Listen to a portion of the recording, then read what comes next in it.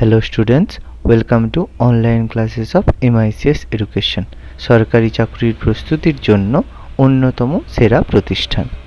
এখানে আপনারা WBCS, railway, PSC, SSC, school service commission, defence এবং অন্যান্য যে কোনো ধরনের রাজ্য সরকারের এবং কেন্দ্রীয় সরকারের চাকরির জন্য প্রস্তুতি নিতে পারেন ইংরেজি এবং বাংলা উভয় মাধ্যমেই। অভিজ্ঞ শিক্ষকের দ্বারা প্রশিক্ষণ দেওয়া হয়। এছাড়া প্রতি সপ্তাহে অনলাইন মক টেস্ট এবং প্রতি মাসে মাসিক মক টেস্টের মাধ্যমে আমরা ছাত্রদের সার্বিক মূল্যায়ন করে থাকি। এছাড়া সমস্ত ক্লাসের স্টাডি মেটেরিয়াল আমরা স্টুডেন্টদের পিডিএফ হিসেবেও প্রোভাইড করে থাকি। সমস্ত লাইভ ক্লাসের রেকর্ডিং দেওয়া হয়।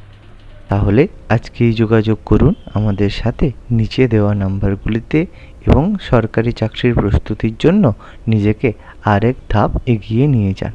ধন্যবাদ। গুড আফটারনুন, সবাই শুনতে পাচ্ছ? হ্যাঁ। ওকে, দেখো তো আজকে আমরা আমাদের অর্থনীতি বা ইকোনমিক্স এর আজকে আমরা প্রথম ক্লাস শুরু করব। তো প্রত্যেক ক্লাসের আগের দিন আমরা আমাদের কনস্টিটিউশন বা ভারতের সংবিধান সম্পর্কে আলোচনা করছিলাম। আজকে আমরা ভারতের অর্থনীতি সম্পর্কে আলোচনা করব। তো অবভিয়াসলি আজকের আমাদের টপিক ভারতের অর্থনীতি।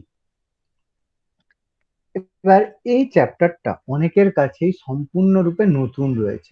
টোটালি নতুন চ্যাপ্টারে স্যার আগে কোনোদিন অর্থনীতি পড়িনি এরকম ম্যাক্সিমাম স্টুডেন্ট রয়েছে। আবার কেউ কেউ হয়তো অর্থনীতি বা ইকোনমিক্স চ্যাপ্টারটা আগে কোথাও পড়েছো। কেউ এরকম আছো যে আগে ইকোনমিক্সটা পড়েছো কখনো? কেউ আছো? 11-12 একটু আধটু পড়েছো। আচ্ছা, ঠিক আছে, কোনো অসুবিধা নেই। এবার অর্থনীতি বা ইকোনমিক্স সেটা ভারতের অর্থনীতি হয়, আমাদের ওয়ার্ল্ড ইকোনমি হয়ে থাকে। আমাদের যেটা কম্পিটিটিভের জন্য পড়তে হয় সেটা হচ্ছে ভারতের অর্থনীতি। আমাদের ওয়ার্ল্ড ইকোনমি সম্পর্কে জানতে হবে না, তবে একদম শেষে আমরা একটা চ্যাপ্টার কতটা পড়ানো হয়েছে? কিছু পড়ানো হয়নি, আমি জাস্ট শুরু করেছি। ঠিক মানে আছে, সিলেবাস বলবো, আমি এখনো কিছুই শুরু করিনি। ঠিক আছে। তো আমরা ভারতে এই অর্থনীতিতে ওয়ার্ল্ড ইকোনমি বা পৃথিবীর অর্থনীতিতে আমাদের সেভাবে কিছু পড়তে হয় না কম্পিটিটিভ এক্সামের জন্য। তবে আমরা কিছু জিনিস একদম শেষ চ্যাপ্টারে ফরেন ট্রেড বলে একটা চ্যাপ্টার পড়বো, বৈদেশিক বাণিজ্য বলে একটা চ্যাপ্টার পড়বো।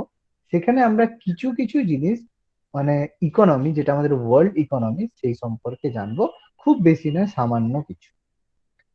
এবার আমি তোমাদের প্রথমে চ্যাপ্টার গুলো যেরকম বলেছিলাম চ্যাপ্টার গুলো আগে বলে দেব, তারপর আমরা আজকে অর্থনীতির ইন্ট্রোডাকশন বা কি ধরনের অর্থনীতি হয় বা ভারতের অর্থনৈতিক ব্যবস্থা কেমন হয় বা পৃথিবীর অর্থনীতির ব্যবস্থা কিরকম হয়ে থাকে, কিভাবে আমরা অর্থনীতিটাকে পড়বো, সেই সংক্রান্ত স্ট্র্যাটেজি আমরা আলোচনা করব।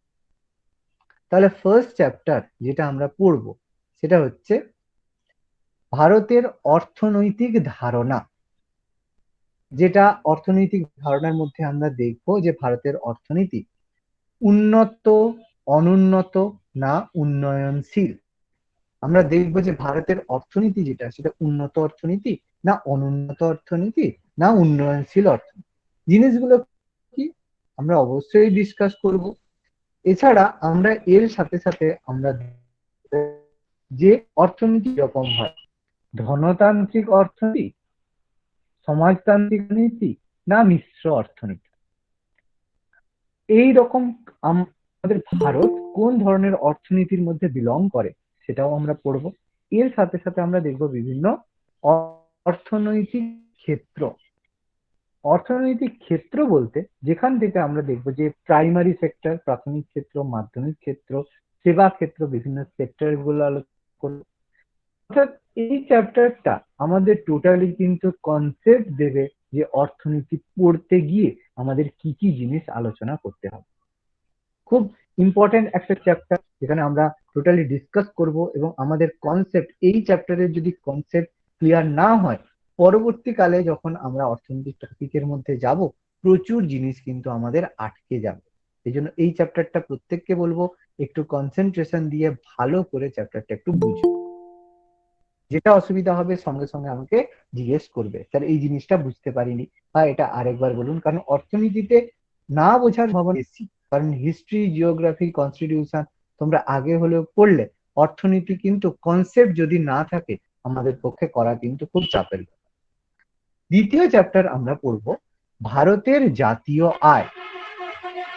যে ভারতের যে জাতীয় আয় বা ন্যাশনাল ইনকাম ভারত কিভাবে করে থাকে, তার মধ্যে আমরা ডিসকাস করব ভারতের জিডিপি সম্পর্কে, ভারতের জিএনপি সম্পর্কে। অবশ্যই আমরা টোটালি ডিসকাস করব জিডিপি কি, জিএনপি কি, এনএনপি কি, এনডিপি কি, তারপর পার ক্যাপিটা ইনকাম কি, যেটাকে আমরা মাথা পিছু আয় বলে থাকি। ওকে, তো এই জিনিসগুলো আমরা ধীরে ধীরে সমস্ত কিছু এই চ্যাপ্টারে জানবো। এটাও একটা one of the most important chapter, কারণ এটা আমাদের ইকোনমিক্স এর কনসেপ্ট করতে খুব সাহায্য করবে। ওকে, এরপর এরপর আমরা এটা হয়ে যাওয়ার পরে আমরা যে চ্যাপ্টারটা সম্পর্কে ডিসকাস করব সেটা হচ্ছে ভারতের দারিদ্র্য ও বেকারত্ব। প্রথমে আমরা ডিসকাস করব যে ভারতে যে আনএমপ্লয়মেন্ট এবং পভার্টি রয়েছে তার বিভিন্ন কারণ কি কি, যে কি কারণের জন্য ভারতের অর্থনীতি এরকম দরিদ্র বা ভারতে বেকারত্ব রয়েছে। এর সাথে সাথে আমরা ডিসকাস করব বিভিন্ন সরকারি স্কিম, যে সেন্ট্রাল গভর্নমেন্ট, বিশেষ করে আমাদের সেন্ট্রাল গভর্নমেন্টের গুলোই এখানে পড়তে হবে, রাজ্যের গুলো আমরা এখানে বলবো না। রাজ্যের গুলো আমরা পরে স্ট্যাটিকের মতো, যেখানে স্ট্যাটিক জিকে আমরা করবো সেখানে আমরা ডিসকাস করব। ভারতের এখানে আমরা বিভিন্ন স্কিমের মধ্যে আমরা সেন্ট্রাল গভর্নমেন্ট যে বিভিন্ন স্কিম করেছে, রাজ্যের মধ্যে আমরা একটাই পড়বো, সেটা হচ্ছে কন্যাশ্রী প্রকল্প। বাকিগুলো আমাদের পড়তে সেভাবে হবে না। আমরা টোটালি এই চ্যাপ্টারটাই ডিসকাস করব। থার্ড চ্যাপ্টারে আমরা ডিসকাস করব সব থেকে অর্থনীতির ইম্পর্টেন্ট চ্যাপ্টার, সেটা হচ্ছে ভারতের পঞ্চবার্ষিকী পরিকল্পনা। ভারতের অর্থনীতির উন্নতির জন্য পঞ্চবার্ষিকী পরিকল্পনা বা 5 ইয়ার প্ল্যানিং নেওয়া হয়েছিল। সেই 5 ইয়ার প্ল্যানিং গুলো সম্পর্কে আমরা আলোচনা করব এবং তার সাথে সাথে দেখব নীতি আয়োগ গঠন কিভাবে 2014 সালের 31শে ডিসেম্বর প্ল্যানিং কমিশন বা পরিকল্পনা কমিশনকে বাতিল করে 2015 সাল থেকে 2015 সালের 1লা জানুয়ারি থেকে নীতি আয়োগের মাধ্যমে ভারত কিভাবে অর্থনৈতিক পরিকল্পনা করছে সেগুলো সম্পর্কে আমরা ডিসকাস করব। One of the most important chapter আমাদের আমাদের অর্থনীতির ক্ষেত্রে সব থেকে ইম্পর্টেন্ট চ্যাপ্টার হচ্ছে পঞ্চবার্ষিকী পরিকল্পনা। নেক্সট আমরা মানে যেটা নিয়ে আলোচনা করব সেটা হচ্ছে ভারতের কৃষি ব্যবস্থা। এখানে কৃষি ব্যবস্থা বলতে বলবে স্যার কৃষি তো আমরা জিওগ্রাফিতে পড়বো। অবশ্যই জিওগ্রাফিতে পড়বে। কৃষিতে তোমরা কৃষি কি কি, খারিফ শস্য, রবি শস্য, এক্সেট্রা এক্সেট্রা, যেগুলো কৃষি ব্যবস্থা হয়ে থাকে, কোন কোন জিনিস চাষ হয়, চা, গম, এগুলো আমরা জিওগ্রাফিতেই পড়বো। তাহলে এখানে আমরা কি পড়বো, যে কৃষি ব্যবস্থার ক্ষেত্রে যেসব উন্নতি সংক্রান্ত বিভিন্ন আইন, যে বিভিন্ন উন্নতি করার ক্ষেত্রে কৃষি বা আমাদের যে এগ্রিকালচার উন্নতির ক্ষেত্রে সরকার বিভিন্ন সময়ে যে যে পরিকল্পনাগুলো গ্রহণ করেছে, তার সাথে সাথে আমরা ওয়েস্ট বেঙ্গল ল্যান্ড রিফর্ম, এরকম বিভিন্ন ধরনের স্কিম যেগুলো আমাদের হয়েছে সেগুলো সম্পর্কে আমরা ডিসকাস করব। তার মধ্যে আরেকটা জিনিস আমরা এখানে পড়বো, জিওগ্রাফিতেও পড়বো, সেটা হচ্ছে সবুজ বিপ্লব যেটা হয়েছিল সেই সম্পর্কে ডিসকাস করব। নেক্সট চ্যাপ্টার যেটা আমরা ডিসকাস করব, very very one of the most important chapter, ভারতের অর্থনৈতিক ব্যবস্থা। ভারতের অর্থনৈতিক ব্যবস্থার মধ্যে আমরা ডিসকাস করব যে আমাদের যে মূলধনের বাজার এবং ক্যাপিটাল বাজার, মূলধনের বাজার সম্পর্কে জানবো, ক্যাপিটাল মার্কেট সম্পর্কে জানবো, যে ক্ষুদ্র স্বার্থে যে ক্ষুদ্র ক্ষেত্রে যে লোন দেওয়া হয় সেটা কোন মার্কেটে হয়ে থাকে। এখানে আমরা শেয়ার বাজার, চিট ফান্ড, তারপর আমাদের যে ডিপোজিট হয়ে থাকে, রেকারিং ডিপোজিট থেকে শুরু করে আরো বিভিন্ন ধরনের যে অর্থনীতির ব্যবস্থা, আমরা কিভাবে লোন হয়ে থাকে, শেয়ার বাজার কিভাবে কাজ করে থাকে, সেটা আমরা এখানে ডিসকাস করবো। এটা one of the most important chapter আমাদের ইকোনমিক্স এর মধ্যে থাকবে। নেক্সট চ্যাপ্টার আমরা ডিসকাস করব ভারতের ব্যাংকিং ব্যবস্থা। এই ব্যাংকিং ব্যবস্থার মধ্যে আমরা প্রধানত যেটা নিয়ে আলোচনা করব সেটা হচ্ছে রিজার্ভ ব্যাংক অফ ইন্ডিয়ার ঋণ নিয়ন্ত্রণ পদ্ধতি এবং অন্যান্য ব্যাংককে নিয়ন্ত্রণ। আমরা এখানে দেখব যে আমাদের কেন্দ্রীয় ব্যাংক বা সেন্ট্রাল ব্যাংক হিসাবে রিজার্ভ ব্যাংক কিভাবে কাজ করে থাকে এবং অন্যান্য বাণিজ্যিক ব্যাংক মানে স্টেট ব্যাংক, তারপরে পিএনবি ব্যাংক, অন্যান্য ব্যাংককে কিভাবে ঋণ দেওয়ার ক্ষেত্রে নিয়ন্ত্রণ করে এবং অন্যান্য ব্যাংককে কিভাবে নিয়ন্ত্রণ করে সেই সংক্রান্ত আমরা ভারতের ব্যাংকিং ব্যবস্থা চ্যাপ্টারে পড়ব। এটাও খুব ইম্পর্টেন্ট চ্যাপ্টার। নেক্সট চ্যাপ্টার যেটা আমরা ডিসকাস করব সেটা হচ্ছে পাবলিক ফাইন্যান্স। খুব ইম্পর্টেন্ট। পাবলিক ফাইন্যান্সের মধ্যে আমরা ডিসকাস করব যে কিভাবে প্রতি 5 বছর অন্তর আমাদের অর্থ কমিশন গঠন হয় এবং এই অর্থ কমিশনের সুপারিশ অনুযায়ী কি হয় প্রত্যেক দেশ মানে আমাদের দেশে বেতন ব্যবস্থা, কর কাঠামো সমস্ত কিছু কিন্তু কন্ট্রোল করা হয়ে থাকে। এটা আমরা পাবলিক ফাইন্যান্স চ্যাপ্টারে আলোচনা করব। নেক্সট আমরা আলোচনা করব ভারতের শিল্প ব্যবস্থা। এবার এই সেম দেখো শিল্পটাও আমরা আমাদের জিওগ্রাফি চ্যাপ্টারে পড়বো, কিন্তু এখানের মধ্যে আমরা দেখব যে কি কি শিল্প নীতি ভারতে গ্রহণ করা হয়েছিল এবং সেগুলো ভারতে কি কি পরিবর্তন করেছিল ভারতের শিল্প ব্যবস্থাকে, সেগুলো সম্পর্কে আমরা ডিসকাস করব। আর দুটো টপিক আমি করবো, সেটা হচ্ছে বললাম যে বিভিন্ন আন্তর্জাতিক সংস্থা, বিভিন্ন আন্তর্জাতিক এই যে ওয়ার্ল্ড হেলথ অর্গানাইজেশন থেকে শুরু করে বিশ্ব বাণিজ্য সংস্থা, ওয়ার্ল্ড ট্রেড অর্গানাইজেশন, এইসব সংস্থাগুলো কবে তৈরি হয়েছিল এবং তারা কিভাবে কাজ করে থাকে সেই সংক্রান্ত আমরা আলোচনা করব এই চ্যাপ্টারে। এবং অ্যাট লাস্ট যেটা আমরা করব সেটা হচ্ছে বৈদেশিক বাণিজ্য। যে বৈদেশিক বাণিজ্য নীতি করতে গিয়ে ভারত কি কি ধরনের সমস্যার সম্মুখীন হয় বা ভারত কিভাবে বিদেশের সাথে বাণিজ্য করে সেই নীতিগুলো সম্পর্কে আমরা এখানে ডিসকাস করব। দেখো টোটাল আমি সিলেবাসটা তোমাদের এখানে ডিসকাস করলাম। বলো কারো যদি এর মধ্যে কোনো কোশ্চেন জিজ্ঞেস করার থাকে, কিছু যদি বলার থাকে বলো, বলছি আমি। তারপরে আমি ফার্স্ট চ্যাপ্টারটা ভারতের অর্থনৈতিক ধারণা, এই চ্যাপ্টারটা আমি শুরু করব।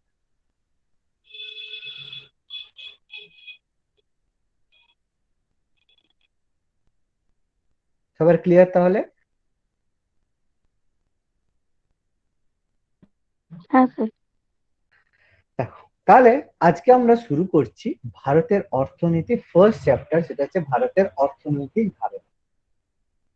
এখানে পড়তে গিয়ে দেখো ভারতের অর্থনীতি পড়তে গিয়ে আমাদের কিছু কিছু প্রথমেই কিছু ডিটেলস বা সম্পর্কে জানতে হবে। যে কিভাবে অর্থনৈতিক কথাটা আমাদের কাছে এসেছে সেটা জানতে গিয়ে দেখবো যে ইকোনমিক্স বা অর্থনীতি কথাটা এসেছে গ্রিক শব্দ থেকে। দেখবেন ইকোনমিক্স বা অর্থনীতি কথাটা এসেছে গ্রিক শব্দ ঐকোনোমিয়া থেকে। খুব ইম্পর্টেন্ট, গ্রিক শব্দ ঐকোনোমিয়া থেকে প্রথম অর্থনীতি শব্দটা এসেছে। এই ঐকোনোমিয় কথাটার অর্থ কি? পরিবার পরিচালনার বিদ্যা। অর্থাৎ প্রথমবার যে অর্থনীতিটা এসেছিল সেটা একটা পরিবারকে চালনা করতে গেলে আমাদের কি কি নীতি নির্ধারণ করতে হবে তার ভিত্তিতে হয়েছিল। অর্থাৎ তোমাকে যদি বলা হয়, সাপোজ তোমার বাবা হয়তো মান্থলি ধরো 10,000 টাকা স্যালারি পায়, তাহলে আর তোমার মা তোমার সেই সংসারটা চালায়। এবার তোমাকে বলা হলো যে তোমাকে মাসের প্রথমে 10,000 টাকা দিয়ে দেওয়া হলো, দিয়ে বাবা আর মা বললো যে আমরা দুজন ছুটিতে আছি, তুই 1 মাস ঘরটা চালিয়ে দে। তাহলে তুমি দেখবে যখন ওই 10,000 টাকা নিয়ে তুমি ঘরটা চালাতে যাবে, দেখবে 1 মাস নয়, তোমার 7 দিনও লাগবে না টাকাটা শেষ করতে। দেখবে 7 দিনের মধ্যেই তুমি সেই টাকাটা দেখবে কোথা দিয়ে বেরিয়ে গেল তুমি নিজেই বুঝতে পারবে।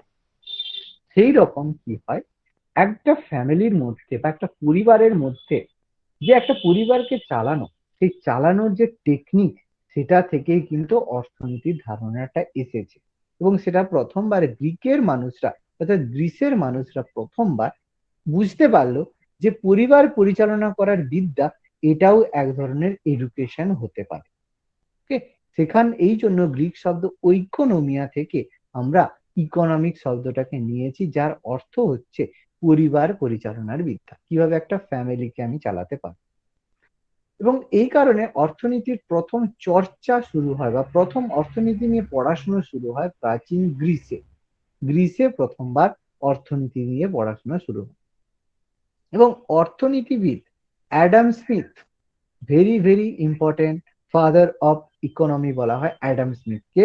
তিনি তার বিখ্যাত পলিটিক্যাল ইকোনমি, একটা বই লিখেছিলেন তিনি পলিটিক্যাল ইকোনমি। সেই বইটাতে তিনি প্রথম অর্থনীতির ধারণা দিয়েছিলেন এবং তার বিখ্যাত বই পরীক্ষায় এসে থাকে যে পলিটিক্যাল ইকোনমি বইটার রাইটারকে অর্থনীতিবিদ অ্যাডাম স্মিথ। তাকে আমরা পলিটিক্যাল অর্থনীতি বা ইকোনমিক্সের পলিটিক্যাল ইকোনমির জনক, ফাদার অফ পলিটিক্যাল ইকোনমি বলে থাকি।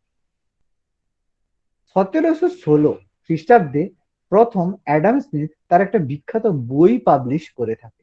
একটা বিখ্যাত বই তিনি পাবলিশ করেন, বইটার নাম হচ্ছে an inquiry into the nature and causes of wealth of nation.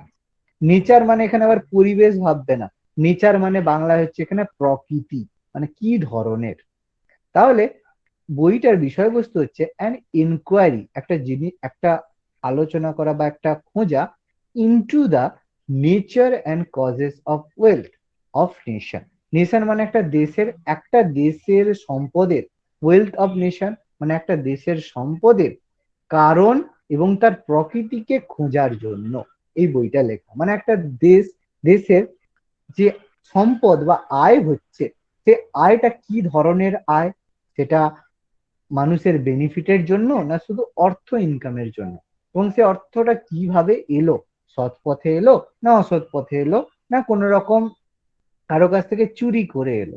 তো সেই টেকনিক, সেই টেন্ডেন্সি আমরা বুঝতে পারবো অ্যাডাম স্মিথের বইটা ফলো করলে। যেমন আমি একটা এক্সাম্পল দিতে পারি, যে মার্কিন যুক্তরাষ্ট্র আমেরিকা যে আয়টা করে, সেটা কি করে, বেশিরভাগ তারা ট্রেড বা বাণিজ্যের মাধ্যমে করে থাকে। এবং সেই বাণিজ্যটা কিন্তু অনেকটাই যে টার্সিয়ারি সেক্টর বা সেবা ক্ষেত্র বা আইটি সেক্টর থেকে তারা করে থাকে। কিন্তু আমরা যদি আবার মিডল ইস্টের কান্ট্রি গুলোয় যাই, এই যে দুবাই বলো, সৌদি আরব বলো, এইসব জায়গায় কি হয়, সেখানকার লোকেরা কিন্তু আয় বেশি করে কাঁচা তেলের উপর, যেগুলোকে আমরা ক্রুড অয়েল বলে থাকি, সে ক্রুড অয়েলের উপর। ফলে তারা দেখো আয় খুব, ইনকামটা কিন্তু খুব করে। দুবাইতে গেলে ইনকাম হবে না এটা কিন্তু নয়, ইনকাম কিন্তু প্রচুর করে, কিন্তু তাদের স্ট্যান্ডার্ড অফ লিভিং কিন্তু কখনোই ভালো না। বিভিন্ন দেশ দেখবে, আবার অনেক দেশের ইনকাম কিন্তু খুব বেশি না হলেও তাদের স্ট্যান্ডার্ড অফ লিভিং কিন্তু খুব ভালো। তাহলে সেই আয় করা মানেই যে তার অর্থনীতির উন্নয়ন হয়েছে সেটা কিন্তু নয়। আয়ের সাথে সাথে ডেভেলপমেন্টটাও কিন্তু সবসময় অর্থনীতিতে ম্যাটার করে। তাহলে অ্যাডাম স্মিথ তার এই বইটার মাধ্যমে এই জিনিসটাই বলতে চেয়েছিলেন যে একটা সম্পদ, একটা নেশন বা একটা দেশের সম্পদ প্রকৃতি, সেই সম্পদটা কি ধরনের এবং তার কারণ কি, সেই সম্পর্কে যাতে আমরা বুঝতে পারি, বা সেটা আমরা কোনো একটা অর্থনীতিকে দেখে যে সেটা যদি আমরা বুঝতে পারি, তখন আমরা সেই অর্থনীতিটাকে নিয়ে অ্যানালাইজ করতে পারবো। এবার অর্থনীতি হচ্ছে নতুন অর্থনীতির পথপ্রদর্শক বলা হয় অ্যালফ্রেড মার্শালকে। আরেকজন বিখ্যাত অর্থনীতিবিদ হচ্ছে অ্যালফ্রেড মার্শাল। তিনি নতুন অর্থনীতি বা নিউ ইকোনমিক যে পলিসি, সেই নিউ ইকোনমিক পলিসিটাকে সবার সামনে এনেছিলেন। নিউ ইকোনমিক পলিসি বলতে কি আমরা ধীরে ধীরে ডিসকাস করব, এক চান্সে বললে আমরা বুঝতে পারবো না। কারণ অর্থনীতি কিন্তু বিভিন্ন টাইপের এসে থাকে, কখনো ক্যাপিটালিস্ট অর্থনীতি, কখনো সোশ্যালিস্ট ইকোনমি, কখনো মিক্সড ইকোনমি। তাহলে আমরা প্রথম যখন কম বয়স থাকি, বা আজ থেকে 20 বছর আগে বা আজ থেকে 50 বছর আগে, আমাদের অর্থনীতি সম্পর্কে যে ধারণা ছিল, যে কিভাবে একটা অর্থনীতি চলতে পারে, সেই ধারণাটা কিন্তু এখন আমাদের মধ্যে নেই। 5 বছর আগে আমরা কখনো ভাবতে পেরেছিলাম যে অনলাইনে বসে বসে আমরা পড়াশুনো করব? ভাবিনি। কিন্তু এখন অবস্থাটা এমন হয়েছে, আমরা অফলাইনে গিয়ে পড়ার থেকে অনলাইনের পড়াটাকে বেশি প্রেফার করছি। এবং প্রত্যেক স্কুল বলো, কলেজ বলো, যে কোনো ইনস্টিটিউট বলো, এখন অনলাইন ক্লাসটাকে বেশি প্রেফার করছে। স্টুডেন্টরাও দেখছে যে অনলাইন ক্লাসে তারা বেশি অনেক বেনিফিট পাচ্ছে। এডুকেশনটাও কিন্তু পরিবর্তন হচ্ছে, অর্থনীতির সাথে সাথে এডুকেশনও কিন্তু ধীরে ধীরে পরিবর্তন হচ্ছে। যেটা আগে যেভাবে পড়া হতো, যে মেথডে পড়া হতো, এখন কিন্তু সেই মেথডে পড়া হয় না। তার মানে সেই নিউ ইকোনমিক্স যে থিওরি বা পদ্ধতি, কিভাবে একটা অর্থনীতিকে বিভিন্ন পদ্ধতিতে আমরা অর্থনীতি থেকে আয় করতে পারবো, কনজামশন করতে পারবো, ম্যাক্সিমাম ইউটিলিটি করতে পারবো। আমি অনেক টার্ম এরকম আনছি, ইচ্ছে করে বলছি, যেগুলো তোমাদের মাথায় এই মুহূর্তে ঢুকবে না। আমি কথাগুলো ইচ্ছে করে বলছি একটা কারণে, যদি তোমাদের মধ্যে কেউ মনে হয় যে স্যার ওইটা কি বলেছিল, আমি একবার শুনে একটু গুগলে সার্চ করে দেখি, তো তাদের জন্য আমি কথা বলছি। এবার বলবে স্যার তাহলে যারা খুঁজবে না তারা কি পাবে না? অবশ্যই পাবে। তাদেরকে আমি পরে জিনিসগুলো সম্পর্কে আলোচনা করব। কিন্তু দেখবে একটা ক্লাসের 10 জন ছেলের মধ্যে 2 জন 5 জন ছেলে তারা ভালো রেজাল্ট করে, বাকিরা কিন্তু করে না। কারণ বেশি যদি স্যারের ওপর ডিপেন্ডেন্ট হও, তোমাদের কিন্তু নলেজটা অনেক কম থাকে। এবং যে কথাগুলো আমি বলছি, ইউটিলিটি, ডেভেলপমেন্ট, এগুলো তোমরা যদি নিজেরা একটু গুগল সার্চ করে দেখে বোঝার চেষ্টা করো, নিজেদের কনসেপ্টটা কিন্তু অনেক বেশি হাই হবে। ওকে, আমি অবশ্যই প্রত্যেকটা জিনিস নিয়ে ডিসকাস করব। What is utility, what is development, অবশ্যই আমি আলোচনা করবো। কিন্তু তার আগে তোমরা যদি নিজেরা সার্চ করো, নিজেরা যদি খোঁজো, পড়াটা দেখবে আর একটু অন্যরকম হবে। ওকে, এবার দেখো, 1980 সালে আলফ্রেড মার্শাল বিখ্যাত তার বই লিখেছিলেন প্রিন্সিপাল অফ ইকোনমিক্স। ইকোনমিক্স এর প্রিন্সিপাল মানে একটা অর্থনীতির কি কি মূল্যায়ন হয়ে থাকে, কি কি প্রিন্সিপালস হয়ে থাকে।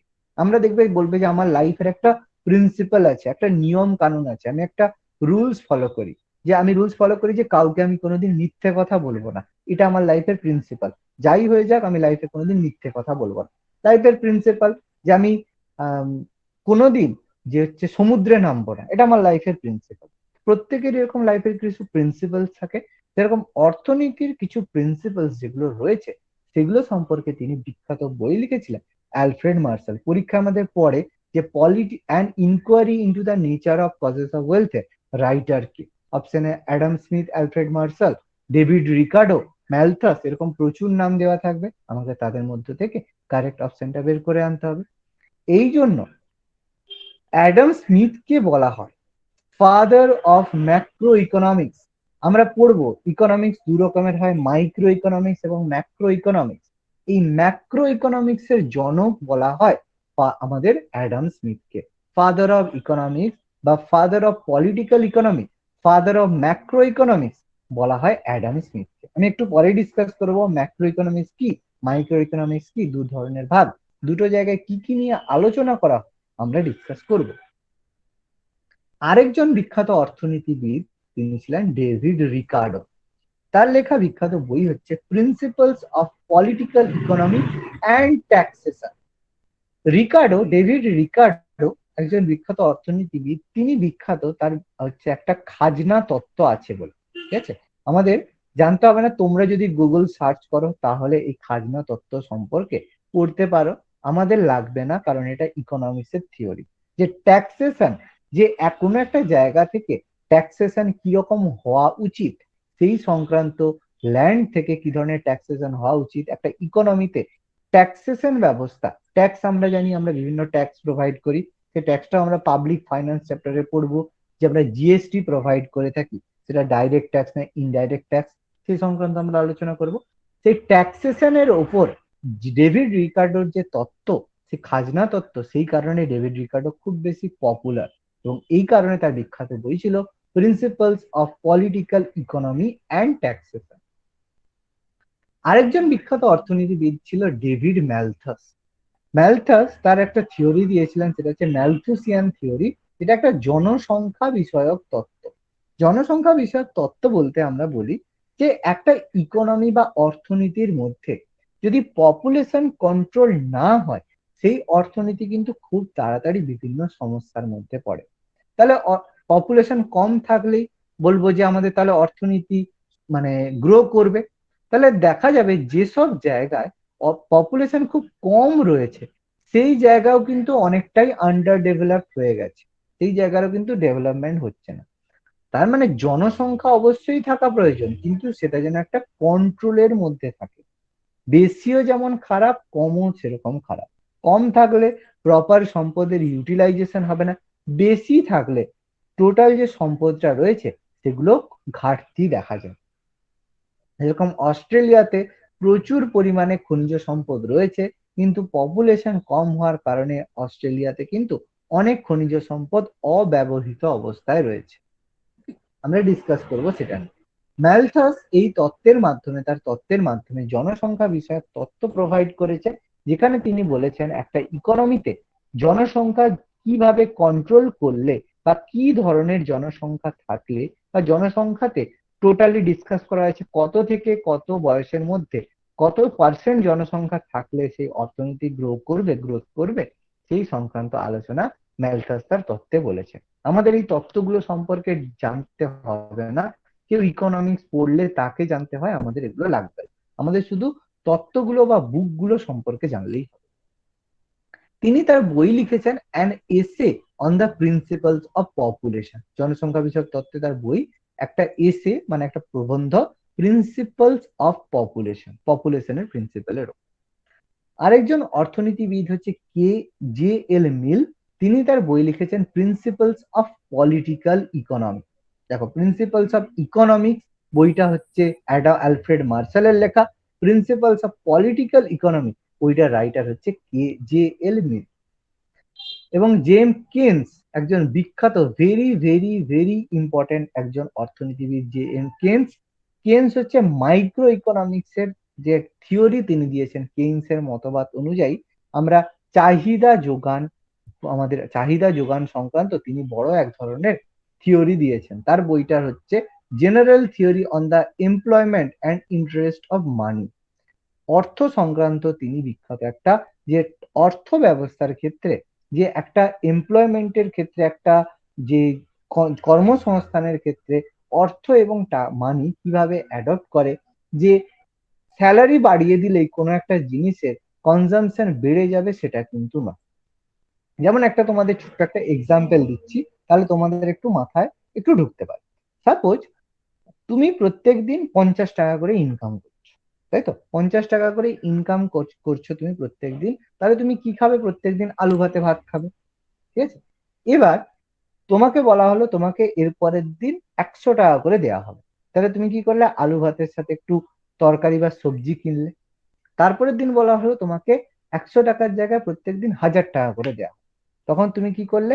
আলু ভাতে ভাত আলু ভাতে ভাত আলু ভাতে ভাত মানে খাওয়া বাদ দিয়ে তুমি কি করলে? প্রত্যেক দিন মাংস ভাত খাওয়া শুরু করলে। তাহলে দেখো, যে পরিমাণ তুমি খাচ্ছিলে, যখনই মাংস ভাত হলো তখন কিন্তু আলুর কনজাম্পশন দেখো কমে গেল।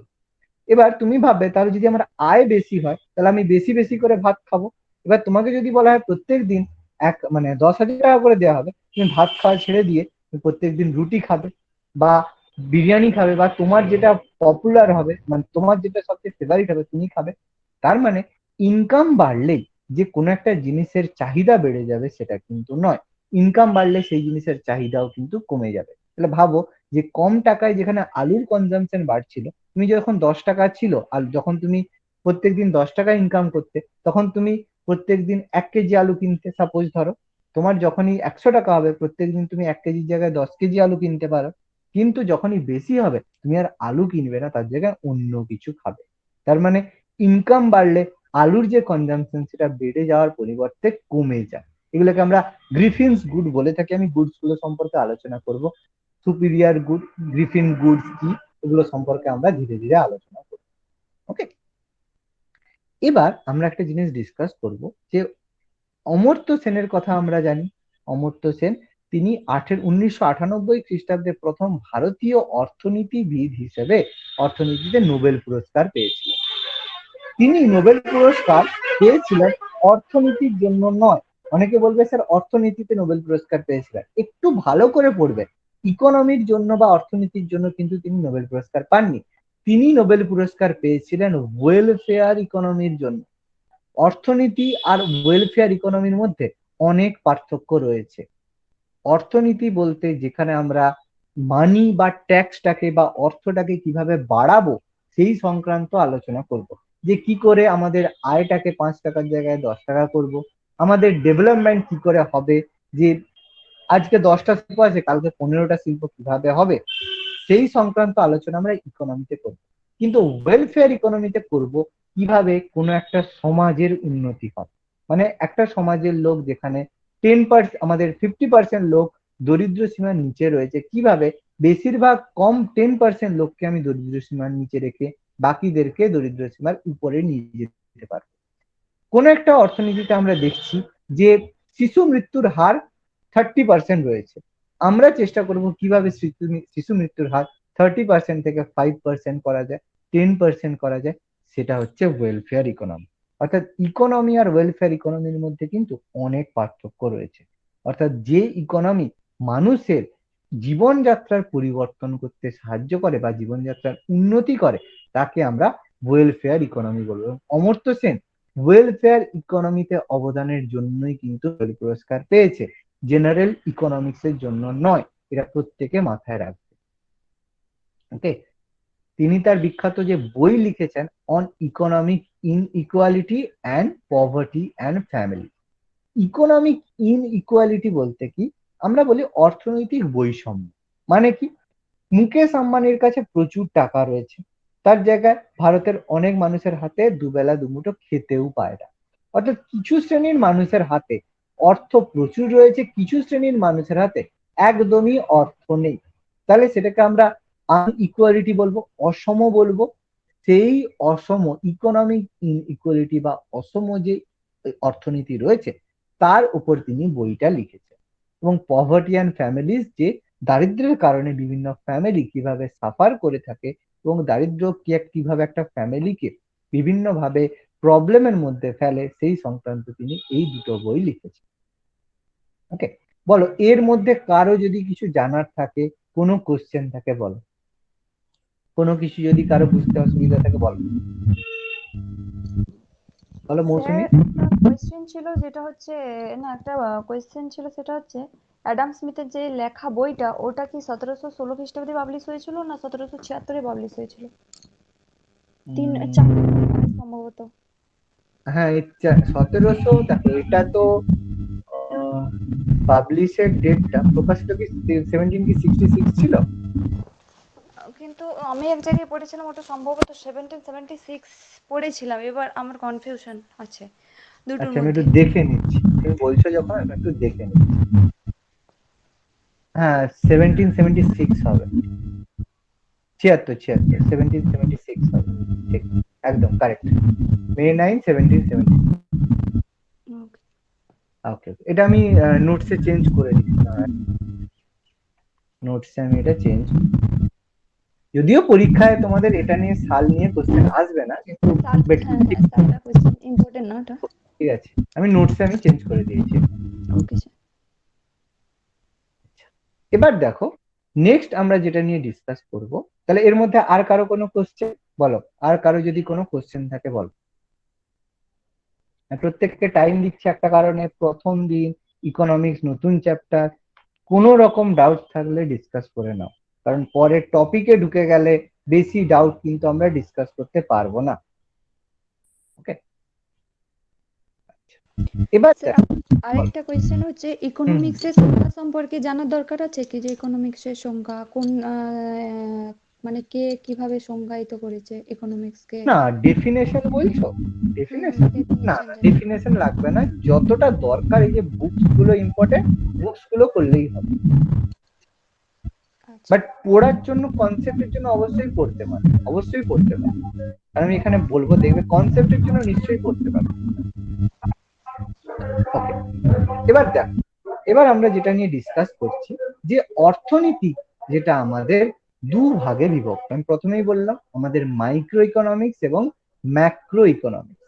মাইক্রো ইকোনমিক্স এবং ম্যাক্রো ইকোনমিক্স দু ভাগে আমাদের অর্থনীতি বিভক্ত। এই যে মাইক্রো মানে ছোট ক্ষুদ্র জিনিস, ম্যাক্রো মানে বড়। তাহলে এই মাইক্রো শব্দটা এসেছে গ্রিক শব্দ মিক্রস থেকে, আর ম্যাক্রো শব্দটা এসেছে গ্রিক শব্দ ম্যাক্রস থেকে, MAKROS। স্পেলিংটা একটু দেখে রাখবে, মাইক্রো ম্যাক্রো। ম্যাক্রো শব্দটা এসেছে গ্রিক শব্দ ম্যাক্রস থেকে, মাইক্রো থেকে এসেছে গ্রিক শব্দ মিক্রস থেকে, MIKROS, MAKROS। দুটোর মধ্যে দেখো তো আই আর এ এর পার্থক্য। ওকে, জাস্ট একটু কাছাকাছির পার্থক্য রয়েছে, সেই জন্য দেখো খেয়াল করো, MICRO, MIKROS, MACRO, MAKROS। ঠিক আছে, এবার আমরা ডিসকাস করবো যে মাইক্রো ইকোনমিক্সে কি কি নিয়ে আলোচনা হয় আর ম্যাক্রো ইকোনমিক্সে কি কি নিয়ে আলোচনা হয়। তাহলে আমরা ডিসকাস করবো যে মাইক্রো ইকোনমিক্সে আলোচনার বিষয়বস্তু হচ্ছে কোন দ্রব্যের চাহিদা এবং যোগান সম্পর্কিত। চাহিদা মানে ডিমান্ড আর যোগান মানে সাপ্লাই। যে আমি একটু আগেই বললাম, সাপোজ এখন হঠাৎ করে হলো বাজারে দেখবে এই যখন কোভিড হয়ে থাকে, এতদিন মাস্ক ব্যাপারটা খুব একটা অত কিছু ব্যাপার ছিল না, মাস্ক স্যানিটাইজার ছিল ছিল কোনো ব্যাপার নেই। হঠাৎ যখন কোভিড ব্যাপারটা এলো, করোনা ব্যাপারটা কোভিড যখন এলো, তখন দেখলো বাজারে মাস্ক পাওয়া যাচ্ছে না, স্যানিটাইজারও পাওয়া যাচ্ছে না। তার মানে হঠাৎ করে মাস্ক স্যানিটাইজারের চাহিদা প্রচুর বেড়ে গেল, কিন্তু সেই পরিমাণে যোগান কিন্তু দেওয়া গেল না। তাহলে ডিমান্ড প্রচুর ক্রিয়েট হলো, সাপ্লাই কিন্তু করতে পারলো না। তখন দেখলে অনেকে দেখো যে যার ব্যবসা ছেড়ে মাস্ক তৈরির ব্যবসায় লেগে গেল, এবং সেই সময় প্রচুর লোকে প্রফিটও করেছে, মেডিসিনে প্রফিট করেছে। এই কোভিড এর যে মেডিসিন হোক না হোক লোক কিনে মোটামুটি ঘরে রেখে দিচ্ছে। তাহলে সেখান থেকে প্রচুর পরিমাণে চাহিদা ক্রিয়েট হয়েছে, এবং সেই পরিমাণে যোগান যদি দেওয়া সম্ভব না হয়, চাহিদা আর যোগানের মধ্যে একটা অসামঞ্জস্য আমরা দেখতে পাবো। তাহলে সেইভাবে কোনো একটা দ্রব্যের চাহিদা এবং যোগানের মধ্যে যে সম্পর্ক, সেটা আমরা ডিসকাস করি মাইক্রো ইকোনমিক্স। আমি একটু আগেই আলুর কথাটা বললাম। তোমার আয় যদি 10 টাকা হয়ে থাকে, তুমি 1 কিলো আলু কিনলে, 100 টাকা যখন তোমার আয় হবে, তুমি 10 কেজি আলু কিনতে পারো। কিন্তু তোমার আয়টা যদি যদি 1000 টাকা হয়, তুমি আলুই কিনবে না, তার জায়গায় অন্য কিছু কিনবে। তাহলে এইভাবে যে টেন্ডেন্সি, এগুলো আমরা আলোচনা করবো এখানে। এর সাথে সাথে সেকেন্ড টপিক যেটা আমরা ডিসকাস করব মাইক্রো ইকোনমিক্সে, সেটা হচ্ছে ক্রেতার আচরণ, অর্থাৎ কনজিউমার বিহেভিয়ার। যে একজন ক্রেতা কিভাবে আচরণ করে থাকে। কি হয়, তুমি বাজারে সাপোজ গেলে, তুমি বাজারে আজকে 100 টাকা নিয়ে গেছো, 100 টাকা নিয়ে বাজারে গেলে, তুমি বাজারে গিয়ে কি খুঁজবে? আলু খুঁজবে, পটল খুঁজবে, তারপরে হচ্ছে কোনো রকমের এই ভেন্ডি খুঁজবে। ঠিক আছে, তুমি নিশ্চয়ই 100 টাকা নিয়ে বাজারে গেলে মাছ খুঁজতে যাবে না। তাহলে তুমি কিনবে সেই জিনিসগুলো যেগুলোর দাম ওর মধ্যে থাকবে। এবার তুমি বাজারে যদি কর করে 2000 টাকার নোট নিয়ে যাও, প্রথমেই তুমি চলে যাবে মাংসের দোকানে বা মাছের দোকানে, আর সেখানে যে একটু কোথায় সবচেয়ে বড় ইলিশ মাছটা আছে বের করো, আমি দেখে নেবো আজকে। তাহলে কনজিউমারের বিহেভিয়ার কিন্তু সেভাবে হবে, তার যে পরিমাণ তার কাছে অর্থ আছে বা তার যতটা এবিলিটি আছে, তার বেসিসে সে আয়োজন করবে। এবার বলবে তাহলে যে অর্থটা, মানে সে 2000 টাকার নোট নিয়ে গেছে, তার মানে সে যে ওরকম করে কিনবে সেটা নাও হতে পারে। হতে পারে তার সুগার আছে, তাকে মাংস মাছ খাওয়ার বারণ রয়েছে, তাহলে সে কি আর 2000 টাকার নোট থাকলেও মাংস বা মাছের দোকানে যাবে? বা সে হয়তো তোমার ধরো নন ভেজ, আমাদের হচ্ছে ভেজিটেরিয়ান রয়েছে, তাহলে সে 2000 টাকার নোট নিয়ে গেলেও সে যাবে কোথায়? সবজি বাজারে ঢুকবে, মাছের বাজারে ঢুকবে না। তাহলে এইভাবে কনজিউমারের বিহেভিয়ার কিন্তু চেঞ্জ হয়, এবং সেটা কোন ধরনের কনজিউমার কিরকম বিহেভ করবে, সেটা মাইক্রো ইকোনমিক্স ডিসাইড করবে, বা মাইক্রো ইকোনমিক্স সেটা নিয়ে আলোচনা করবে। কোন দ্রব্যের মূল্যের হ্রাস বৃদ্ধি, যেমন আলুর দাম, পেঁয়াজের দাম প্রায়ই বাড়ে প্রায়ই কম, তাহলে সেটা ডিমান্ড করে বিভিন্ন সময়ের ওপর। যখন দেখবে আলুটা নতুন নতুন তোলা হচ্ছে, তখন দেখবে যে সাপোজ এই চাষ থেকে তোলা হলো, তখন দেখবে আলুর দাম 8 টাকা, 9 টাকা, 10 টাকা এরকমের মধ্যেই থাকে, খুব বেশি বাড়ে না। কারণ সেই সময় আলুর যোগান কিন্তু প্রচুর রয়েছে, মানুষের চাহিদা কম রয়েছে। কিন্তু যখন শেষের দিকে আলু যখন আবার নতুন ভাবে চাষ হবে শেষের দিকে, এই 8 টাকা 9 টাকার আলুই 30 টাকা 40 টাকা অব্দি চলে যায়। কারণ সেই সময় মানুষের চাহিদা রয়েছে, যোগান নেই। তাহলে সেইভাবে একটা দ্রব্যের দাম বাড়তেও পারে বা কমতেও পারে। একটা দ্রব্যের দাম কখন বাড়ে কখন কমে সেই সংক্রান্ত আলোচনা। সাপোজ আলুর ক্রাইসিস নেই, হঠাৎ করে আমাদের হিমঘরের লোকেরা বললো যে আলু আসছে না, আলু আসছে না, 5 টাকার আলুকে 10 টাকায় কিনতে হবে, তাহলে আর্টিফিশিয়াল ক্রাইসিসও তারা করতে পারে। এইভাবে কোনো দ্রব্যের মূল্য হ্রাস বৃদ্ধি আমরা কিন্তু মাইক্রো ইকোনমিক্সে আলোচনা করব। বাজারে চাহিদা যোগান, মার্কেটের মধ্যে আমরা ডিমান্ড সাপ্লাই হয়ে থাকে। এই কথাটা আমি বললাম যে মার্কেটে আলু যদি কম থাকে, ডিমান্ড বেশি থাকলে, ডিমান্ড বেশি সাপ্লাই কম থাকলে, তাহলে তার দাম কি হবে? ডিমান্ড বেশি সাপ্লাই কম, তাহলে জিনিসের দাম বেড়ে যাবে। আর যে জায়গায় সাপ্লাই বেশি, ডিমান্ড কম হলে দামটা আস্তে আস্তে কমে যাবে। তাহলে এইভাবে বাজারের চাহিদা যোগান সম্পর্কে আমরা মাইক্রো ইকোনমিক্সে আলোচনা করব। কোন দ্রব্যের উৎপাদন এবং বন্টন সংক্রান্ত, কোন একটা দ্রব্যের প্রোডাকশন এবং তার ডিস্ট্রিবিউশন সম্পর্কে আমরা মাইক্রো ইকোনমিক্সে আলোচনা করব। সাপোজ ধরো কি হলো যে তোমাদের ধরো এই এখন ধরো এই ম্যাগি, দেখলে ম্যাগি প্রচুর বিক্রি হচ্ছে, হঠাৎ করে দেখলে ম্যাগি প্রচুর বিক্রি হচ্ছে। তাহলে তুমি হয়তো কোনো একটা ইউনিট থেকে যে একদিনে 10 প্যাকেট ম্যাগি বানানো হয়েছে, তাহলে যখনই ডিমান্ড বাড়ছে তুমি সঙ্গে সঙ্গে 10 পেটির জায়গা মানে 10টার জায়গায় 100টা করতে বললে এবং সেই অনুযায়ী প্রত্যেক জায়গায় ডিস্ট্রিবিউট করলে। হঠাৎ করে দেখলে বলে দিল যে ম্যাগি খেলে কিছু একটা হবে, যে ম্যাগির মধ্যে এই জিনিসটা আছে, এটা খেলে ক্যান্সার হবে। হট করে দেখবে ম্যাগির হচ্ছে প্রোডাকশন, ম্যাগি খাওয়া সবাই বন্ধ করে দেবে। তাহলে যে 10 টাকা 10টা ইউনিট বানাচ্ছিল, 100 ইউনিট বানানো শুরু করে দিয়েছিল, তাহলে তার পক্ষে কিন্তু ব্যাপারটা লসের হবে। তাহলে উৎপাদন এবং বন্টন সেভাবেই করতে হবে যতটা লস হলেও যাতে সেটাকে মেনটেন করা যায়। যে ডিমান্ড বেড়ে গেছে মানে হঠাৎ করে আমি প্রোডাকশনকে রাতারাতি বাড়িয়ে দেবো, ডিমান্ড যেরকম হঠাৎ করে বাড়তেও পারে, ডিমান্ড কিন্তু হঠাৎ করে কমতেও পারে। তাহলে সেই হিসাবে আমাদের মার্কেট অ্যানালাইসিস করে আমাদের কিন্তু প্রোডাকশন করতে হবে। ওকে, দেখো 5টা টপিক আমি মাইক্রো ইকোনমিক্স এর বললাম। কারো যদি কোনো সমস্যা থাকে, কিছু যদি বুঝতে না পারো বলো। খুব ভালো করে বুঝবে, কারণ এগুলো না বুঝলে পরে যখন আমরা ডিসকাস করব জিনিসগুলো, পরের জিনিসগুলো, তখন কিন্তু আমাদের প্রচুর সমস্যা হবে। বলো, কোনো পয়েন্ট যদি বুঝতে না পারো বলো।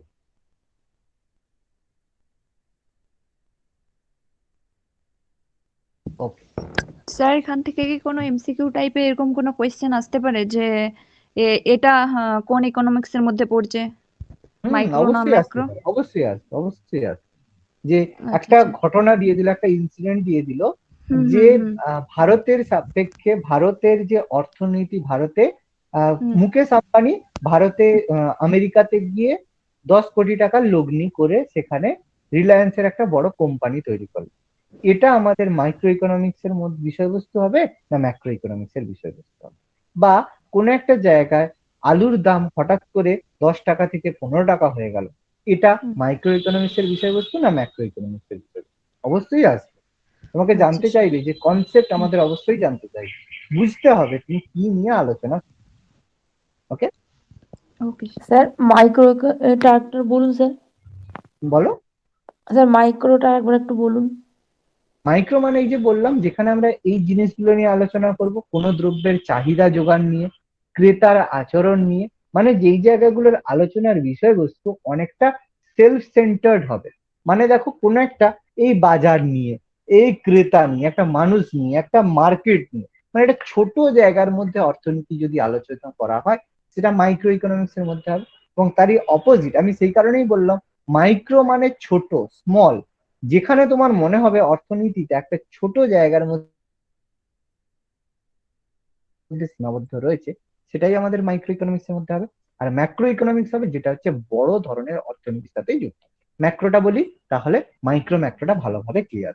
ওকে, দেখো ম্যাক্রো ইকোনমিক্স এর বিষয়বস্তু কি। ম্যাক্রো ইকোনমিক্স এর বিষয়বস্তু হচ্ছে, ম্যাক্রো ইকোনমিক্স আলোচনা করা হবে কোন দেশের জাতীয় আয় সম্পর্কে, জাতীয় আয় এবং ব্যয়ের পরিমাপ করা হবে, যেটাকে আমরা ন্যাশনাল ইনকাম বলবো। সেকেন্ড চ্যাপ্টার আমাদের এই ন্যাশনাল ইনকামের মধ্যে হবে, অর্থাৎ কোন দেশ কিভাবে আয় করছে, কিভাবে ব্যয় করছে, আয় ব্যয় নীতি সংক্রান্ত নীতি।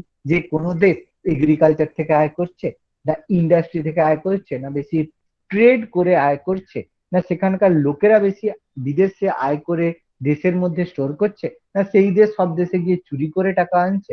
সেই দেশের আয় এবং ব্যয় সংক্রান্ত পরিমাপ যে অর্থনীতি করে থাকে, তাকে আমরা ম্যাক্রো ইকোনমিক্স বলবো। যেমন এই যে বললাম, মুকেশ আম্বানি আমেরিকাতে গিয়ে একটা বড় রিলায়েন্সের এস্টাবলিশমেন্ট করলো, তাহলে দেখেই বোঝা যাচ্ছে সেটা একটা বড় ধরনের এস্টাবলিশমেন্ট বা অর্থনীতি, যেটা দেশের মতো একটা বড় অর্থনীতি নিয়ে রয়েছে। তাহলে সেটা আমাদের ম্যাক্রো ইকোনমিক্স এর মধ্যে আসবে। এছাড়া সরকারের আয় ব্যয় নীতি সংক্রান্ত নীতি, একটা গভর্নমেন্ট কি কি ধরনের আয় করবে, কোন কোন সেক্টর থেকে গভর্নমেন্ট আয় করবে, কোন কোন সেক্টরে গভর্নমেন্ট ব্যয় করবে, সেই সংক্রান্ত নীতি ম্যাক্রো ইকোনমিক্স হবে। যে গভর্নমেন্টকে বলা হলো যে আপনি হচ্ছে প্রত্যেক গ্রামে গ্রামে টিউবওয়েল তৈরি করে দিন। প্রত্যেক গ্রামে একটা করে টিউবওয়েল ছিল, প্রত্যেক প্রত্যেক গ্রামে একটা করে বিডিও অফিসে, প্রত্যেক গ্রামে যেসব বিডিও অফিস রয়েছে সেখানে টিউবওয়েল রয়েছে, টিউবওয়েল থেকে জল ঠিকঠাক আসছে না, আপনি অ্যাকোয়াগার্ড বসিয়ে দিন। তাহলে তার নীতি সরকার করবে, তাহলে সরকারের সেটা একটা ব্যয়ের মধ্যে পড়বে। সরকারকে বলা হলো যে আপনি হচ্ছে তো কোনো কিছু হচ্ছে এগ্রিকালচার থেকে কখনো ট্যাক্স নেন না, আপনি কি করবেন, এগ্রিকালচারের উপর একটা ট্যাক্স চালু করে দিন। যে কেউ যদি কৃষি থেকে 15 টাকা আয় করে, তাহলে তাকে তার 10% ট্যাক্স হিসেবে দিতে হবে। তাহলে সেটা সরকারের আয়ের মধ্যে পড়বে। এই সমস্ত নীতি নির্ধারণ করে থাকে ম্যাক্রো ইকোনমিক্স। এর সাথে সাথে কি হয়, অন্য দেশের সাথে বাণিজ্যিক নীতি নির্ধারণ করে। সাপোজ তুমি একটা কোম্পানি আজকে তৈরি করেছো, যে কোনো একটা জিনিস তুমি আজকে তৈরি করেছো, সেটা তুমি চাইছো গ্লোবালাইজেশন হোক, মানে তোমার প্রোডাক্টটা বিদেশের যে কোনো মার্কেটে বিক্রি হোক। তাহলে বিদেশে বিক্রি করতে গেলে তোমাকে সেই দেশের সাথে বাণিজ্যিক নীতি নির্ধারণ করতে হবে। যে তুমি বললে সেই দেশের কোনো একজন লোকের সাথে তুমি টাই আপ করলে, দিয়ে বললে আমি তোমাকে বছরে এই জিনিসটা 1000টা করে দেবো, বিক্রি করার দায়িত্ব তোমার।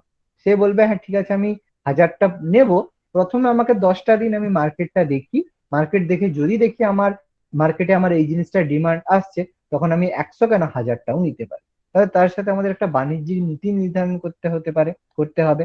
কারণ নীতি নির্ধারণ না হলে আমরা বাণিজ্য করতে পারবো না। প্লাস আমাদের দেশের কোনো একটা ব্যক্তি সেখানে গিয়ে যদি বাণিজ্য করে, তাহলে সেই দেশের সরকার তার উপর কোনো রকম ট্যাক্স আরোপ করতে পারে, যে তুমি ইন্ডিয়াতে তৈরি করেছো 10 টাকায়, এখানে বাণিজ্য করতে গেলে তোমাকে এর উপর 10% ট্যাক্স দিয়ে, তারপর 10% ট্যাক্স তুমি আমাকে দেবে, তারপর তুমি বিক্রি করতে পারো।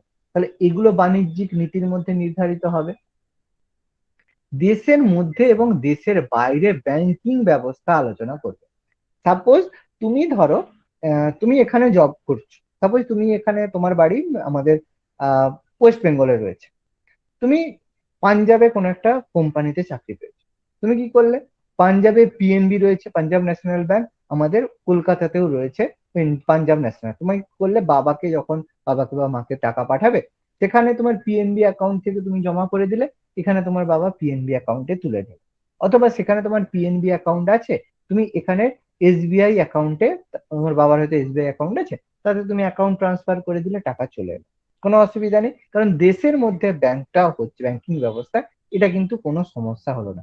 কিন্তু সমস্যা হচ্ছে তুমি আছো আমেরিকাতে, তুমি কোনো একটা জব পেয়ে আমেরিকাতে গিয়েছো, সেখানে তো তোমার বাবু পাঞ্জাব ন্যাশনাল ব্যাংক নেই, সেখানে তো আমাদের এসবিআইও নেই, সেখানে তাদের ব্যাংক রয়েছে।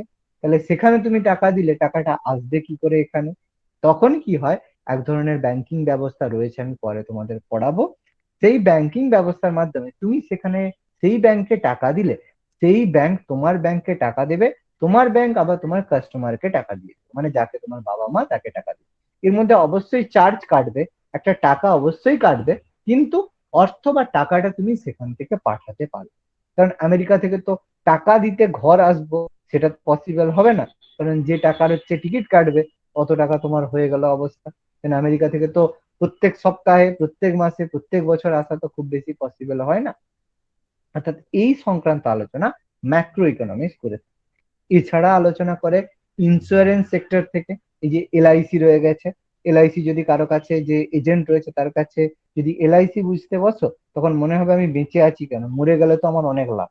কারণ তোমাকে এমন ভাবে কনভিন্স করিয়ে দেবে, তোমার মনে হবে না বেঁচে থেকে সত্যিই কোনো লাভ নেই, মরে গেলে প্রচুর টাকা বসে যাবে কোনো একদিন, হেভি মাথা খেতে পারে এরা। তো সেই ইন্স্যুরেন্স সেক্টর থেকে আলোচনা হয়। লোন সম্পর্কে আলোচনা হয়, তোমার ঘর বানানোর দরকার রয়েছে, এই মুহূর্তে তোমার কাছে 10 লাখ টাকা নেই, কিন্তু তোমাকে ঘর বানাতে হবে, কিন্তু তুমি একটা জব করো, তখন তুমি সেই জবটা দেখে, হ্যাঁ আমি জব করি, প্রতি মাসে মাসে টাকা দিয়ে আমি এটাকে শোধ করে দেবো। বা তোমার কাছে একটা ল্যান্ড রয়েছে, সেই ল্যান্ড তুমি দেখিয়ে বলবে যে আমি যদি টাকা লোন দিতে না পারি, এই ল্যান্ডটা আপনি অ্যাকুইজিশন করে নেবেন, সেইভাবে তুমি লোন নিতে পারো। শেয়ার বাজার, আমাদের যে শেয়ার মার্কেট আমরা পড়বো ফাইন্যান্সিয়াল চ্যাপ্টারে, শেয়ার বাজার সম্পর্কে আলোচনা করি, যে শেয়ার বাজারে আমরা টাকা ইনভেস্ট করব, সেই ইনভেস্ট করা টাকাটা কিভাবে আমাদের কাছে রিস্কি হলেও প্রচুর পরিমাণে প্রফিট করে। আমি শেয়ার বাজার সম্পর্কে যখন ডিসকাস করব, তখন আমরা ভালো করে জানবো যে শেয়ার বাজারে যেমন লাভও হয়ে থাকে, সেরকম লোকসানও হয়ে থাকে। তুমি রাতারাতি কোটিপতি হতে পারো, রাতারাতি কোটিপতি থেকে একদম ভিখারিও হতে পারো। শেয়ার বাজার কাউকে তুলতেও পারে, কাউকে নামাতেও পারে।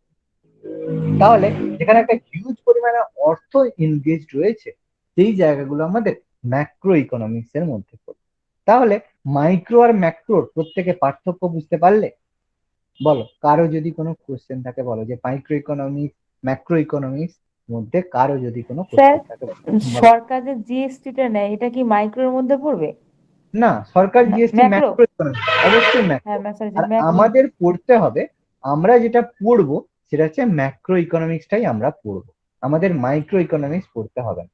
যারা ইকোনমিক্স অনার্স পড়ো বা এমএসসি করো ইকোনমিক্সে, তাদেরকে মাইক্রো ইকোনমিক্স পড়তে হয়। আমরা যেটা পড়বো সেটা হচ্ছে ম্যাক্রো ইকোনমিক্স, কারণ আমরা পড়বো ইন্ডিয়ান ইকোনমি, আমাদের ম্যাক্রো ইকোনমিক্স পড়তে হয় না। তবে আমি তোমাদের মাইক্রো ইকোনমিক্স এর কিছু কিছু জিনিস পড়াবো, কারণ আমরা যে সেন্ট্রালের এক্সাম গুলো দিয়ে থাকি, সিজিএল বলো, সিএইচএসএল বলো, এমটিএস বলো, সেখানে মাইক্রো ইকোনমিক্স থেকে কিছু কিছু কোশ্চেন এসে থাকে, সেই জন্য আমাদের মাইক্রো ইকোনমিক্স পড়তে হয়। আমি সেই অনুযায়ী মাইক্রো ইকোনমিক্স এর কিছু জিনিস তোমাদেরকে পড়াবো, কিন্তু অন্যান্য যে স্টেটের এক্সাম হয়ে থাকে, যে কোনো স্টেটের এক্সামে কখনোই মাইক্রো ইকোনমিক্স থেকে কোশ্চেন আসে না। ওকে, দেখো আর কারো কোনো কোশ্চেন থাকলে বলো। আচ্ছা, ইন্ডিয়ান ব্যাংকিং সিস্টেম যেটা, ওটাও কি ইকোনমিক্স এর মধ্যে আসবে? মানে ইকোনমিক্স যে ইন্ডিয়ান সিলেবাসটা, ইকোনমি না অবশ্যই, ব্যাংকিং সিস্টেম যেটা। অবশ্যই আহ, ব্যাংকিং সিস্টেম ম্যাক্রো ইকোনমিক্স এর মধ্যে আসবে তো। আমি তো উম, সিলেবাসটাও তোমাদের দিলাম, দেখো না, সিলেবাসটা হ্যাঁ এই যে হ্যাঁ হ্যাঁ। বললাম, এই যে ভারতের ব্যাংকিং ব্যবস্থা, আচ্ছা আচ্ছা, আমি খেয়াল করিনি ওটা। ভারতের ব্যাংকিং ব্যবস্থা আমরা হুম পড়াবো। হুম হুম হুম। রিজার্ভ ব্যাংক এবং অন্যান্য ব্যাংকের যে রুলস রেগুলেশন, কিভাবে ব্যাংক অর্থ সংক্রান্ত আলোচনা করে, অবশ্যই আমরা ডিসকাস করব। এখানে CRR, cash reserve ratio, SLR, statutory liquidity ratio, bank rate, repo rate, reverse repo rate, call money, তারপর আমাদের হচ্ছে টোকেন মানি, এইসব প্রচুর জিনিস আমরা ডিসকাস করব। ওকে, সমস্যা নেই কিছু, কিন্তু প্রত্যেককে বলবো ঠান্ডা মাথায় পড়ো, যতটা পড়ানো হচ্ছে খুব মন দিয়ে কনসেন্ট্রেশন দিয়ে পড়ো, জিনিসগুলো বোঝো। যা সমস্যা হবে আমাকে জিজ্ঞেস করবে বা খাতায় লিখে রাখবে, হয়তো পড়তে গিয়ে সমস্যা হলো, সেই টাইমে হঠাৎ করে আমাকে জিজ্ঞেস করলে, এবার হয়তো আমাকে মেসেজ করবে, আমি হয়তো রিপ্লাই দিলাম, এবার হতে পারে এমন সময় আমি হয়তো রিপ্লাই দিলাম না, কারণ সবসময় আমিও তো অ্যাভেলেবেল থাকি না, আমাকে অনেকেই মেসেজ করে, সবসময় আমিও তো অ্যাভেলেবেল থাকি না। তোমরা কি করবে, খাতায় একটা নোট ডাউন করে রাখবে, পরের যখন ক্লাস হবে তখন ক্লাসের মধ্যে জিজ্ঞেস করে নিবে। আমি চেষ্টা করব, তোমরা যদি প্রবলেম হয় আমাকে হোয়াটসঅ্যাপে পাঠালে চেষ্টা করবো আমি সলভ করতে। সবসময় তো অনেকটা চাপের মধ্যে থাকতে হয়, সবসময় তো জিনিসগুলো বলা পসিবল হয় না। তোমরা খাতায় লিখে রাখবে, ক্লাসে যখন হবে পরের দিন জিনিসটা ডিসকাস করে নেবে। ওকে, কিন্তু স্যার, প্রত্যেককে বলবো, হ্যাঁ বলো বলো। স্যার স্টেট গভর্নমেন্ট যে আমাদের করটা নেয়, হুম, বিভিন্ন ভূমি রাজস্ব নেয়, এটা কি আপনার ম্যাক্রোর মধ্যে পড়বে? অবশ্যই ম্যাক্রো ইকোনমিক্স এর মধ্যে ট্যাক্সেশন মানে আসা মানে, অর্থ সংক্রান্ত আসা মানে, কোনো দেশ বলো কোনো রাজ্য বলো, অর্থ আসা মানেই ম্যাক্রো ইকোনমিক্স মানে যে কোনো টাইপের করই আপনার ম্যাক্রোর মধ্যে পড়বে? ম্যাক্রোর মধ্যে বলবো একদম। আর মাইক্রোর মধ্যে টপিক গুলো বললাম, দেখো কোনো দ্রব্যের চাহিদা, ক্রেতার আচরণ, দ্রব্যের মূল্য বৃদ্ধি, বাজারের চাহিদা, দ্রব্য, দেখো দ্রব্য ক্রেতা, এই ইউটিলিটি ডিমান্ডের মধ্যে কিন্তু জিনিসটা ঘোরাফেরা করছে। মানে একটা সামান্য একটা ফ্যামিলির ব্যাপার, বা কোনো একটা ক্রেতা কিভাবে আচরণ করছে, তোমার কিভাবে মানে আচরণ হচ্ছে, ডিমান্ড হচ্ছে, সেই সংক্রান্ত আলোচনা মাইক্রোর মধ্যে আছে। এক্সাম্পল কিছু দেখবে করবে, তুমি যদি গুগলে যাবে এক্সাম্পল অফ মাইক্রো ইকোনমিক্স, দেখবে প্রচুর পেয়ে যাবে, অবশ্যই ইংলিশে পাবে। একটু জিনিসগুলো নিয়ে আলোচনা করো, একটু জিনিসগুলো নিয়ে দেখো, প্রচুর কনসেপ্ট পেয়ে যাবে। ওকে, হ্যাঁ স্যার। ধন্যবাদ ভিডিওটি দেখার জন্য। আমাদের ভিডিওটি কেমন লাগলো অবশ্যই কমেন্ট বক্সে জানাবেন, এবং পরবর্তী ক্লাসের এই ধরনের ভিডিও পেতে অবশ্যই আমাদের চ্যানেল এমআইসিএস এডুকেশন সাবস্ক্রাইব করবেন। ধন্যবাদ।